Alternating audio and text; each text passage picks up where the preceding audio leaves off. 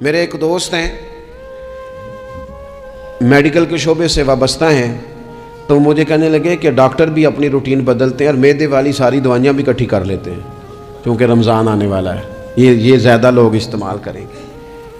تو وہ ماحول نہ پیدا کریں کہ ہر چیز دنیا داری ہو جائے، ہر چیز دنیا داری نہیں، ہر چیز کو ایک نیا روپ دے دیا جائے اور نیا سے نیا مال کمانے کا سلیقہ بنایا جائے۔ میں اکثر کہا کرتا ہوں کہ رمضان تو اس لیے تھا نا کہ اس میں کم کھانا ہے، تھوڑا کھانا ہے، لیکن اگر بندہ کہے کہ میں نے صبح کا چونکہ کھایا نہیں لہذا اب شام کو اتنا کھانا ہے کہ ہفتے سے پہلے ڈاکٹر کے پاس بھی جانا ہے، میں نے وہ سارا پوری کر دیا روٹین، تو پھر وہ مقصد کو نہیں نہ سمجھا، پھر اس نے اس خوبصورتی کو نہیں پایا جو خوبصورتی اس کو دین دینا چاہتا تھا۔ ایک تو رمضان کی فضیلت کو سمجھنا ہے، اور پھر جب ہم روزہ دار ہیں، ہم نے روزہ رکھا ہوا ہے، تو نبی پاک علیہ السلام نے خود اس مفہوم کو کھول کے بیان کیا، فرمایا جس بندے نے جھوٹ نہیں چھوڑا، گناہ نہیں چھوڑا، گویا غیبت نہیں چھوڑی، بدی نہیں چھوڑی، تو اللہ کے محبوب علیہ الصلوۃ والسلام فرماتے ہیں پھر اللہ تعالیٰ کو اس کے بھوکا پیاسا رہنے کی تو کوئی ضرورت نہیں، کیونکہ لعلکم تتقون، تقوی اختیار کرنا تو روزے کا مقصد تھا، اور اگر اس نے وہ بات کو سمجھا ہی نہیں، استاد کے لیے صرف استاد ہو جانا ہی ضروری نہیں، اس کو پھر اپنے منصب کا لحاظ کرنا بھی ضروری ہے کہ میں استاد ہوں۔ والد کا صرف والد ہو جانا ہی کمال نہیں، اس کو پھر اس منصب کے تقاضوں کو بھی سمجھنا چاہیے کہ اب میں ایک باپ ہوں، اب میں روٹین میں وہ آزاد نہیں ہوں کہ جہاں میرا جی چاہے گا جاؤں گا، جہاں میری طبیعت چاہے گی میں کھاؤں گا، جہاں میرا دل کرے گا میں وہ کام کروں گا۔ اب آپ سرپرست ہیں، سربراہ ہیں۔ انسان دیکھیں نا، ایک شخص ہے وہ عالم ہے، علم پڑھ لینا صرف کمال نہیں، وہ اپنے منصب کو بھی تو سمجھے نا، اس منصب کے وقار کو، اس کے لحاظ کو بھی تو سمجھے نا۔ ایک آدمی اگر عمر رسیدہ ہے، بڑا ہے، بزرگ ہے، اور وہ چاہتا ہے کہ میری بزرگی کی وجہ سے میرا اکرام کیا جائے، تو اسے اپنے منصب کا بھی لحاظ کرنا پڑے گا۔ اس کو حضرت سعدی فرمایا کرتے تھے میں نے 18 سال کے بزرگ دیکھے اور میں نے 75 سال کے بچے دیکھے۔ حضور کیا مطلب؟ فرمانے لگے عمر ہو گئی لیکن اپنے منصب کا خیال نہ کیا، عادات بچوں والی رہی۔ اور فرماتے میں نے ایسے لوگ دیکھے جن کو شروع وقت میں ہی اللہ والوں کی صحبت نصیب آئی، تو وہ جو بزرگی ہے وہ پھر عمر کی وجہ سے نہیں ملی، وہ اللہ نے علم اور عمل کی وجہ سے عطا فرما دی۔ تو اپنے منصب کا لحاظ کرنا کہ میرا یہ منصب ہے۔ اسی طرح جب ہم نے روزہ رکھا ہوا ہوگا نا، تو پھر ہم نے اس منصب کا بھی لحاظ کرنا ہے کہ میں روزے دار ہوں، پھر خالی بھوکے پیاسا نہیں رہنا۔ رسول پاک صلی اللہ تعالی علیہ وآلہ وسلم نے پتہ ہے روزے دار کی فضیلت کیا بیان فرمائی؟ اللہ کے محبوب صلی اللہ تعالی علیہ وسلم فرماتے ہیں کہ رب فرماتا ہے ابن آدم کا ہر عمل اس کے لیے ہے، روزہ میرے لیے، اور فرمایا میں خود جزا دوں گا روزے کی، میں خود جزا دوں گا روزے کی۔ اور حضور فرماتے ہیں روزہ ڈھال ہے، جو شخص روزہ دار ہو وہ بےہودگی سے، فحش گوئی سے اجتناب کرے۔ اور اللہ کے محبوب صلی اللہ تعالی علیہ وسلم فرماتے ہیں اگر کوئی شخص اسے گالی دے، اگر کوئی شخص اس سے جھگڑا کرنا چاہے تو پتہ کیا جواب دے؟ اسے کہے بھئی میں روزے دار ہوں، میرے منصب کا تقاضا نہیں کہ میں تیرے ساتھ الجھوں۔ اور رسول پاک صلی اللہ علیہ وسلم فرمانے لگے اوہو اتنی بڑی بات۔ حضور فرمانے لگے، یہ صحیح مسلم کے لفظ ہیں، کریم محبوب فرمانے لگے مجھے اس رب کی عزت کی قسم جس کے قبضے میں محمد عربی صلی اللہ علیہ وسلم کی جان ہے، حضور فرماتے ہیں روزہ دار کے منہ کی خوشبو اللہ تعالیٰ کے نزدیک قیامت کے دن مشک کی خوشبو سے بھی زیادہ وقت والی ہوگی۔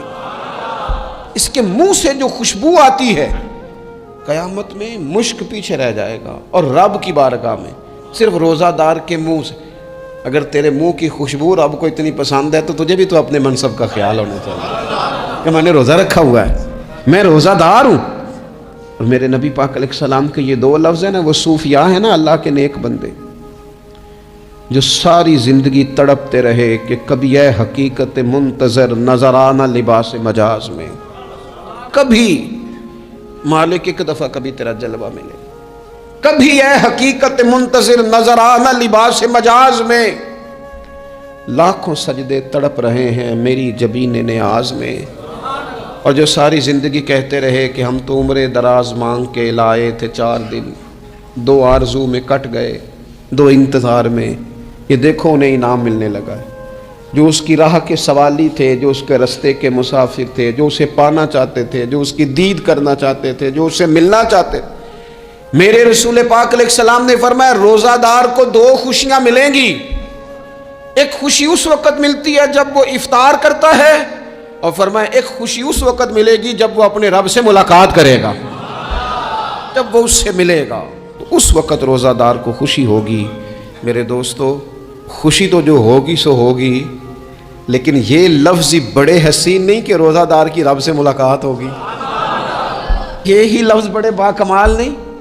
ایک روایت میں تو یہ ہے نا کہ روزہ میرے لیے ہے، میں اس کی جزا دوں گا، اور ایک روایت میں یہ ہے کہ روزہ میرے لیے ہے اور رب فرماتا ہے میں خود روزے کی جزا ہوں، یعنی باقی نیکیوں پر ثواب ملے گا، روزہ رکھنے والے کو رب رحمان ملے گا۔ نبی اکرم صلی اللہ تعالی علیہ وسلم کے امت کے صوفیاء نے نا کچھ چیزوں کو بڑا کھولا ہے۔ عارف رومی کہتے ہیں کہ ایک دن نا محمود غزنوی نے خزانوں کے دروازے کھول دیے اور فرمایا بھئی میں نے آج ہر چیز کھول دی ہے، جو جس چیز پہ ہاتھ رکھے گا وہ اسی کی ہو جائے گی۔ لوگ دوڑے، کوئی سونے کی طرف، کوئی چاندی کی طرف، کوئی جائیدادوں کی طرف، کوئی خزانے کی کنجیوں کی طرف، کوئی بڑے بہترین گھوڑے اور اونٹوں کی طرف، لوگ دوڑ گئے، جو جس پہ ہاتھ رکھے گا اسی کا، سب بھاگ گئے۔ ایاز بیٹھا ہے، نہ وہ حسن میں رہی شوخیاں، نہ وہ عشق میں رہی گرمیاں، نہ وہ غزنوی میں تڑپ رہی، نہ وہ خم ہے زلف ایاز میں، وہ لذتیں کہاں۔ ایاز چپ کر کے بیٹھا ہے۔ پھر محمود نے ایاز کی طرف مخاطب کر کے کہا ایاز اٹھنا نہیں، آج لوٹ سیل لگ گئی ہے، جو جس چیز پہ ہاتھ رکھے گا اسی کی۔ ایاز کہنے لگا بات پکی ہے نا؟ تو محمود خوش تھے، موڈ بڑا اچھا تھا، کہا بالکل پکی ہے۔ تو ایاز کہنے لگے چلو ٹھیک ہے۔ ایاز اٹھے، پیچھے سے جا کے نا تو محمود کے کندھے پہ ہاتھ رکھ دیا، محمود کے کندھے پہ ہاتھ رکھا۔ محمود کہنے لگے یہ کیا بات کا، آپ سے میں نے پوچھا تھا بات پکی ہے، جو جس پہ ہاتھ رکھے گا اسی کا نا۔ تو تھوڑی دیر پہلے مسکراتے چہروں میں آنسو آ گئے، ایاز بھی روئے تو محمود بھی روئے۔ کہا بادشاہ پکا رہنا، وہ جن کو خزانے چاہیے تھے وہ دوڑ گئے، مجھے تو چاہیے۔ لنگ کئی مہینے تے برس گئے تے تیری دید نو دیدے ترس گئے، تیری تو ملے گا۔ تو پھر کہا محمود نے، اس نے کہا میں وعدہ کر چکا تھا، بس ٹھیک ہے، باقیوں کے خزانے اور میں تیرا، طے ہو گئی۔ فرمایا باقی نیکیوں پر ثواب ملے گا، اور روزہ رکھنے والے کو رب رحمان ملے گا، اللہ کا قرب ملے گا۔ دیکھو نا، وہ خاص انسان کو کیفیت حاصل ہوتی ہے روزے میں، رب کے ہونے کا یقین۔ وہ جو صوفیاء کہتے ہیں نا مراقبہ کرو، وہ نصیب ہوتا ہے۔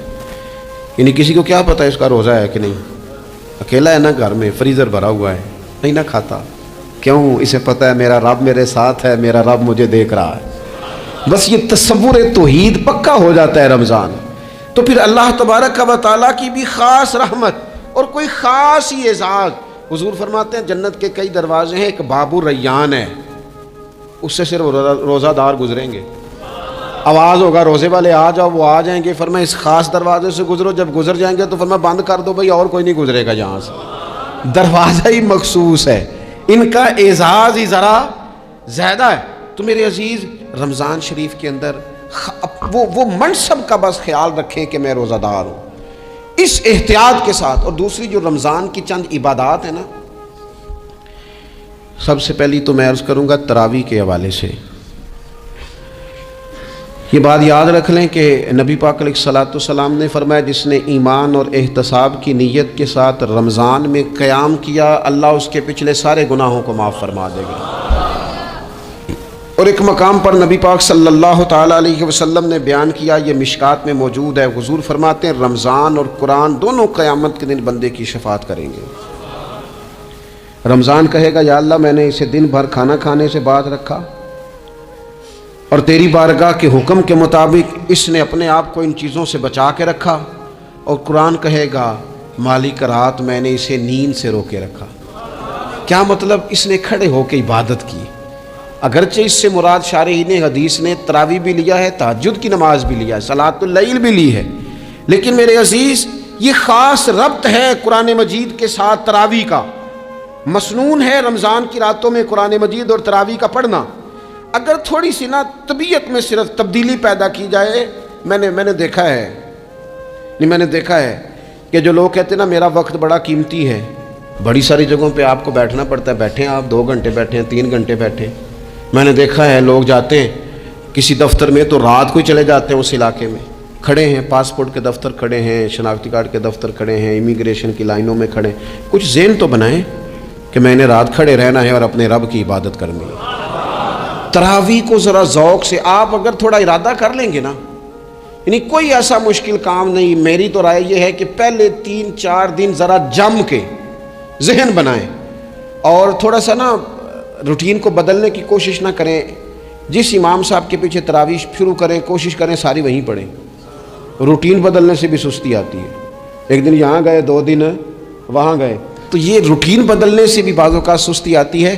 کوشش کریں ایک جگہ پہ قرآن شریف سننا شروع کریں اور پھر پورا قرآن مجید وہیں پہ سنیں اور تھوڑا ذہن بنائیں۔ میں نے دیکھا ہے ہمارے استاد صاحب اس طرح کیا کرتے تھے کہ بہت تھوڑا کھانا افطاری کے وقت، تھوڑا، اور ان سے کہا جاتا آپ بزرگ آدمی ہیں، اتنا کم کھانا کیسے نظام چلے گا؟ تو فرماتے تھے میں 1 چپاتی اور آدھی چپاتی کھا لوں گا لیکن تراویح کے بعد، اب اگر زیادہ کھانا کھاؤں گا تو طبیعت میں سستی آئے گی، میرے لیے کھڑا ہونا مشکل ہو جائے۔